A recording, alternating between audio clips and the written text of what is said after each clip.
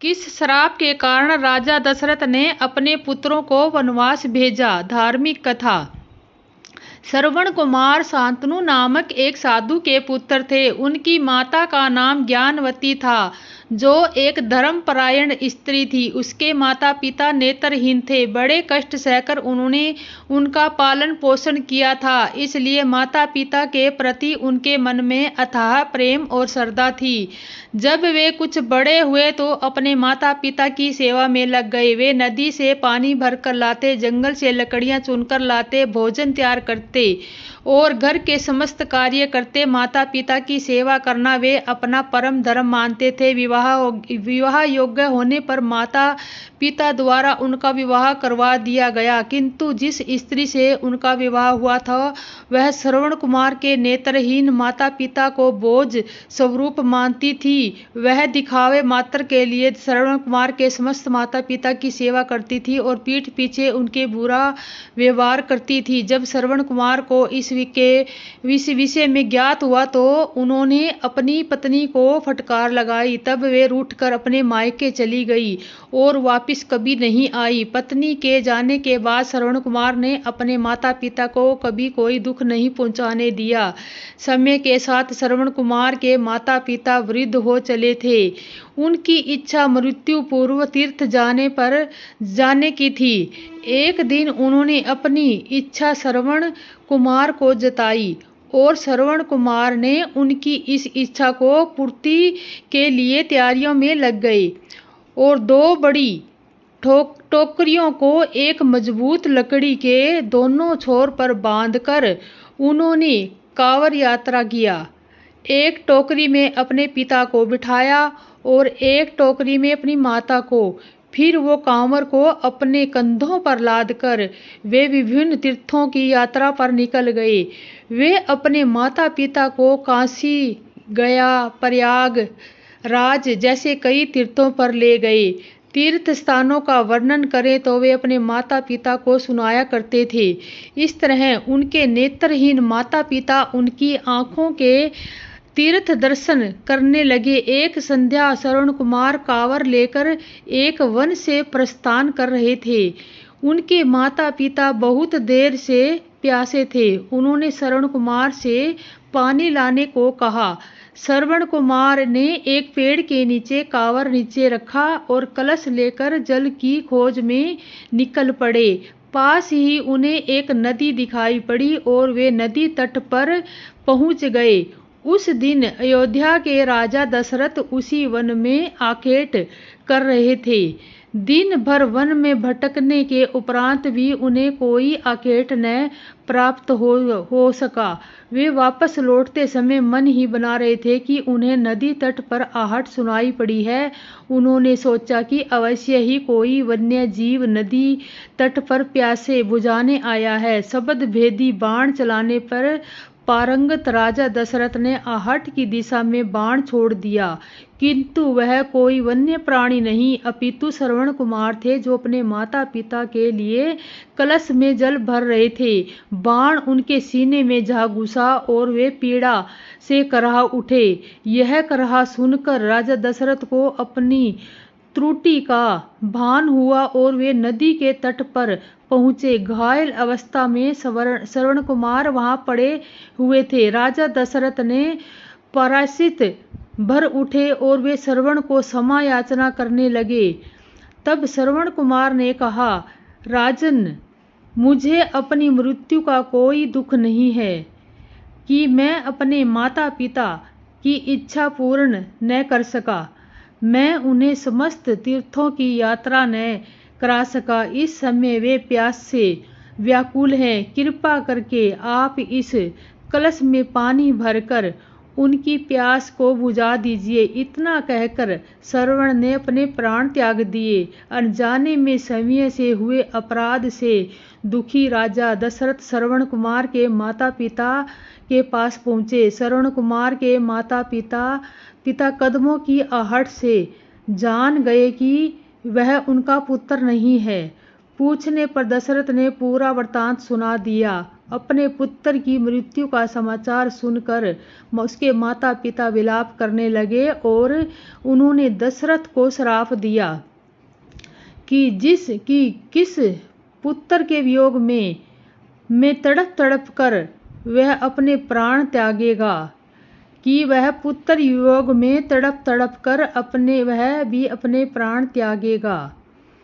और इस तरह उनको दशरथ का श्राप लगा। और आपको स्टोरी कैसी लगी, लाइक कीजिए। और जय श्री राम, जय श्री राम, जय श्री राम।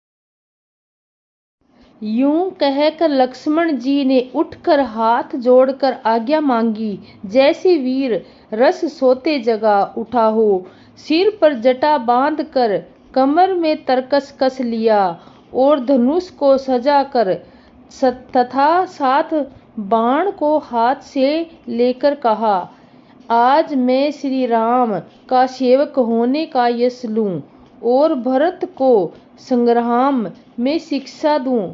श्री रामचंद्र जी के निरांदर का यह फल पाकर दोनों भाई रणने पर सोए। अच्छा हुआ जो सारा समाज आकर एकत्र हो गया। आज मैं पिछला सब क्रोध प्रकट करूंगा। जैसे सिंह हाथियों के झुंड को कुचल डालता है और बाज जैसे लवे को लपेट में ले आता है, वैसे ही भरत को सेना समेत और को छोटे भाई सहित तिरस्कार करके मैदान में पछाड़ूंगा। यदि शंकर जी को आकर उसकी मदद करे तो भी उसे राम जी की सौगंध है, मैं उन्हें युद्ध में अवश्य मार डालूंगा। लक्ष्मण जी को अत्यंत क्रोध में तमतमाया हुआ देखकर और उनकी प्राणिक सौगंध सुनकर सब लोग भयभीत हो जाते हैं और लोकपाल घबरा कर भागना चाहते हैं। सारा जगत भय में डूब गया। तब लक्ष्मण जी के अपार बाहुबल की प्रशंसा करती हुई आकाशवाणी हुई, हे तात, तुम्हारे प्रताप और प्रभाव को कौन कह सकता है कि कौन जान सकता है। परंतु कोई भी काम हो उसे अनुचित उचित खूब समझ बूझ कर किया जावे तो सब बहुत अच्छा कहते हैं। वेद और विधान कहते हैं कि जो बिना विचारे जल्दी में किसी काम को करके पीछे पछताते हैं वे बुद्धिमान होते हैं। देववाणी सुनकर लक्ष्मण जी समझा गए और श्री रामचंद्र जी और सीता जी से उनका आदर के समान किया और कहा, हे तात, तुमने बड़ी सुंदर नीति कही है। हे भाई, राज्य का मंद सबसे कठिन मंद है। जिन्होंने साधुओं की सभा का सेवन सत्संग नहीं किया वे राजा राम मंद रूपी मंदिरा का आचमन करते ही मतवाले हो जाते हैं। हे लक्ष्मण सुनो, भरत सखी का उत्तम पुरुष ब्रह्मा की सृष्टि में तो नहीं कहा सुना गया और ना ही देखा गया। अयोध्या के राजा की बात क्या करूं, ब्रह्मा विष्णु और महादेव का पद पाकर भी भरत को राज्य का मंद नहीं होने का। क्या कभी काजी की बूंदों से सिर समुद्र नष्ट हो सकता है, फट सकता है। अंधकार चाहे तरुण मध्याह्न के सूरज को निगल जावे, आकाश चाहे बादलों में समाकर मिल जाए, गोखे खुर इतने जल में अगस्त में डूब जाएंगे और पृथ्वी चाहे अपनी स्वाभाविक समा सहनशीलता को छोड़ दे। मच्छर की फूंक से चाहे सुमेर उड़ जाए, परंतु हे भाई, भरत को राजमंद नहीं हो सकता। हे लक्ष्मण, मैं तुम्हारी शपथ और पिताजी की सौगंध खाकर कहता हूँ, भरत के समान पवित्र और उत्तम भाई संसार में नहीं है। हे तात, गुण रूपी दूध और अवगुण रूपी जल को मिलाकर विधाता इस दृश्य परसंग जगत की रचना करता है, परंतु भरत के सूर्यवंश रूपी तालाब में हंस कर जन्म लेकर गुण और दोष का विभाग कर दिया, दोनों को अलग अलग कर दिया। गुण रूपी दूध को ग्रहण कर और अवगुणी जल को त्याग कर भरत ने अपने यश से संसार में उजियारा कर दिया। भरत जी के गुणशील और स्वभाव को कहते कहते ही श्री रघुनाथ जी प्रेम समुद्र में मगन हो गए। श्री रामचंद्र जी की वाणी सुनकर और भरत जी का उनका प्रेम देखकर सब देवता उनकी प्रशंसा करने लगे और कहने लगे कि श्री रामचंद्र जी के समान कृपा के धाम प्रभु और कौन है। यदि संसार में भरत का जन्म न होता तो पृथ्वी पर संपूर्ण धर्मों की धुरी को कौन धारण करता। हे रघुनाथ जी, कविकुल के लिए अगम उनकी कल्पना में से अतीत है। भरत जी ने गुणों की कथा आपके सिवाय और कौन जा सकता है। लक्ष्मण जी ने, श्री रामचंद्र जी और सीता जी ने देवताओं की वाणी सुनकर बड़ा ही सुख पाया और जो वर्णन नहीं किया जा सकता। यहाँ भरत जी ने सारे समाज के साथ पवित्र मंदाकिनी में स्नान किया, फिर सबको नदी के नजदीक ठहराकर माता, गुरु और मंत्री की आज्ञा लेकर निषाद राज और शत्रुघ्न को साथ लेकर भरत जी वहां से चले जहाँ श्री सीता जी और रघुनाथ जी थे। भरत जी ने अपनी माता कैकेयी की करनी को समझकर याद करके सकुचाते और मन में करोड़ों अनेक कुर्तक करते हैं। सोचते हैं श्री राम, लक्ष्मण और सीता जी मेरा नाम सुनकर स्थान छोड़कर कहीं दूसरी जगह उठकर न चले जाएं। मुझे माता के मत में मान कर वो जो कुछ भी करे वो सो थोड़ा है। प्रभु वे अपनी ओर समझ कर मेरे पापों और अवगुणों को क्षमा करके मेरा ही आदर करेंगे। चाहे मलिन मन जान कर मुझे त्यागते, चाहे अपना सेवक मान कर मेरा सम्मान करे, कुछ भी करे, मेरे तो श्री रामचंद्र जी की जुतियाँ ही शरण है। श्री रामचंद्र जी तो अच्छे स्वामी हैं, दोस्त तो सब दास का ही है।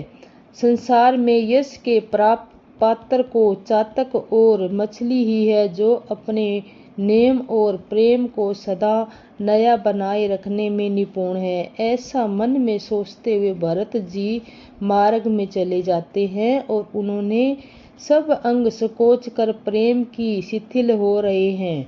माता जी की हुई बुराई जैसे उन्हें लौटाती है, पर धीरज की धुरी को धारण करने वाले भरत जी भक्ति के बल पर चले आते हैं। श्री रघुनाथ जी के स्वभाव को समझते स्मरण करते हैं, तब मार्ग में उनके पैर जल्दी जल्दी पड़ने लगते हैं।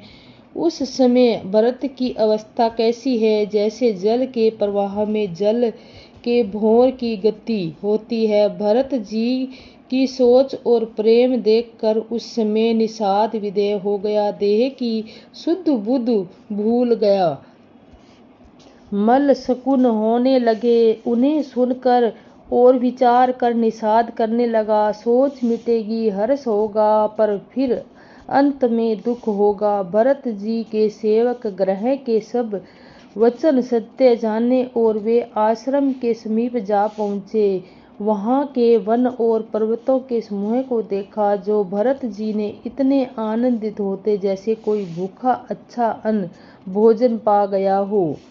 जैसे इति के भय से दुखी हुई और तीनों आत्मदी अनदैविक और आतिभौतिक तापों का तथा क्रूर ग्रहों को महामारियों के पीड़ित प्रजा किसी उत्तम दोष और उत्तम राज्य में जाकर सुखी हो जावे। भरत जी की गति दशा ठीक उसी प्रकार से हो रही है। अधिक जल बरसना न बरसना, चूल्हे का उत्पाद, टिड्डियाँ, तोते और दूसरे राजा की चढ़ाई, खेतों में बांधा देने वाले इस 6 उपकरणों की इति करते हैं। श्री रामचंद्र जी के निवास के वन की संपत्ति ऐसी सुशोभित है जैसे अच्छे राजा पाकर प्रजा सुखी हो। सुहावना वन की पवित्र हो, विवेक उसका राजा है और वैराग्य मंत्री है। यम अहिंसा, सत्य असत्य, ब्रह्मचर्य और अपरिग्रह तथा नियम, सोच, संतोष, तप, स्वाध्याय और ईश्वर प्राणिधान योद्धा हैं। पर्वत राजधानी है, शांति तथा सुबुद्धि को सुंदर पवित्र रानियां हैं। हे श्रेष्ठ राजा, राज्य के सब अंगों में संपूर्ण है और श्री रामचंद्र जी के चरणों में आश्रित रहने से उसके चित्त में नाव अनाह का उत्साह है। मोह रूपी राजा को सेना सहित जीत कर उसके विशेष रूपी राजा निकष्य राज्य कर रहा है। उसके नगर में सुख संपत्ति और वकुल वर्तमान है।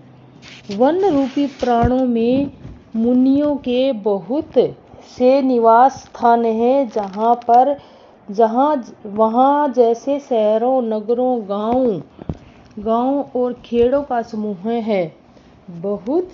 बहुत सी विचित्र पक्षी और अनेक पशु ही जैसे प्रजाओं का समान का है, उसका उल्लेख नहीं किया जा सकता।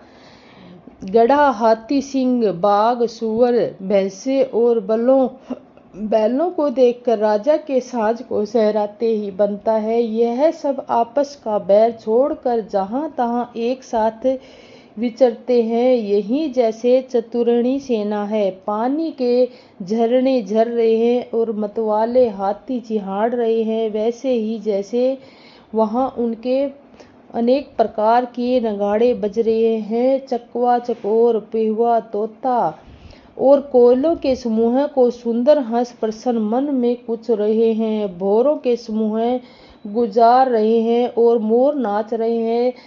जैसे उस अच्छे राज्य में चारों ओर मंगल हो रहा है। बेल, वृक्ष, तृण सब फल और फूलों से युक्त है। सारा समाज आनंद और मंगल का मूल बना रहा है। श्री राम जी के पर्वत की शोभा देखकर भरत जी के हृदय के अत्यंत प्रेम हुआ। जैसे तपस्वी नियम की निर्माती होने पर तपस्या का फल पाकर सुखी होता है और तब केवल दौड़कर ऊंचे चढ़ गया और भुजा उठाकर भरत जी से कहने लगे, हे नाथ, ये तो पाकर जामुन, आम और तमाल के वृक्ष दिखाई देते हैं। हे राम, ये क्या चीज है? ये नगर में इतने फल मीठे कहाँ से लगे हुए हैं? प्रभु श्री रामचंद्र जी, जिन श्रेष्ठ वृक्षों के बीच में एक सुंदर विशाल बड़ का वृक्ष शोभित है, जिसको देखकर मन मोहित हो जाता है। उसके पत्ते नीले और संगन हैं और उसमें लाल फल लगे हैं। उसकी गहरी छाया सब ऋतुओं में सुख देने वाली है। जैसे ब्रह्मा जी ने परम शोभा को एकत्रित करके अंधकार और लालिम्यानी राशि की रच दी है। हे गुसाई, हे वृक्ष नदी के समीप है, जहाँ श्री राम की परम कुटी छाई है। वहाँ तुलसी जी के बहुत से सुंदर वृक्ष शोभित है, जो कहीं कहीं सीता जी ने और से कहीं लक्ष्मण जी ने लगाए हैं। इनकी बड़ की छाया में सीता जी ने अपने कर्म फलों से सुंदर वेदी बनाई है, जहाँ सुजान श्री सीताराम की मुनियों के वृक्ष समेत बैठकर नित्य शास्त्र, वेद और पुराणों के सब कथा इतिहास सुनाते हैं। सखा के वचन सुनकर और वृक्षों की देखकर भरत जी की आंखों में पानी उमड़ गया। दोनों भाई प्राण करते हुए चले। उनके प्रेम का वर्णन करने में सरस्वती जी चकुसाती है। श्री रामचंद्र जी के चरण चिन्ह देखकर दोनों भाई ऐसे हर्षित होते हैं जैसे दरिद्र पारस पा गया हो। वहाँ की रज में मस्तक पर हृदय रखकर और आंखों को लगाते हैं और श्री रघुनाथ जी के मिलने के समान सुख पाते हैं। भरत जी की अत्यंत अनुचार्या दशा देखकर वन के पक्षी और जड़ वृक्ष जीवन प्यार के विलीन में हो गए। प्रेम के विशेष वश होने में सखा निषाद राज को रास्ता भूल गया। तब देवता सुंदर रास्ता पतला कर फूल बरसाने लगे। भरत के प्रेम की स्थिति को देखकर सिद्ध और साधक लोग श्री अनुराग से भर कर गए और उनके स्वाभाविक स्नेह की प्रशंसा करने लगे कि यदि इस वृक्ष तल पर भरत का जन्म अथवा प्रेम न होता तो जड़ से चेतन और चेतन की जड़ को कौन कहता। प्रेम अमृत है, विरह मंदराचल पर्वत है, भरत जी गहरे समुद्र है। कृपा से समुद्र में श्री रामचंद्र जी ने देवता और साधुओं के हित के लिए समय इस भरत रूपी गहरे समुद्र को अपने विरह रूपी मंदराचल से मंद कर यह प्रेम रूपी प्रगट किया है। सुखा निसाराच सहित इस मनोहर जोड़ी को संगत वन की आड़ के कारण लक्ष्मण जी नहीं देख पाए। भरत जी ने प्रभु श्री रामचंद्र जी से समस्त सुमंगलों के धाम और सुंदर पवित्र आश्रम को देखा। आश्रम में प्रवेश करते ही भरत जी का दुख और दाह जलन मिट गया, जैसे योगी को परमार्थ परवस्तम की प्राप्ति हो गई है। भरत जी ने देखा कि लक्ष्मण जी प्रभु के आगे खड़े हैं और पूछे गए वचन प्रेम भाव से कह रहे हैं। सिर पर जटा है, कमर में मुनियों का विकल्प वस्त्र बांधे हैं और उसी में तरकस है, हाथ में बाण तथा कंधे पर धनुष है। वेदी पर मुनि तथा साधुओं का समुदाय बैठा है और सीता जी सहित श्री रघुनाथ जी विराजमान हैं। श्री राम जी के वकलक वस्त्र है, जटा धारण किए हैं, श्याम शरीर है। सीताराम जी ने ऐसे लगते हैं जैसे रति और कामदेव ने मुनि का भेष धारण किया हो। श्री राम जी ने अपने करम कमलों के धनुष बाण फेर रहे हैं और हंस कर देखते ही वो जलन हर लेते हैं। सुंदर मुनि मंडली के बीच में सीता जी और रघुनाथ श्री रामचंद्र जी ऐसे सुशोभित हो रहे जैसे ज्ञान की सभा में साक्षात भक्ति और सचिरादर शरीर धारण करके विराजमान हो रहे हैं। छोटे भाई शत्रुघ्न और सखा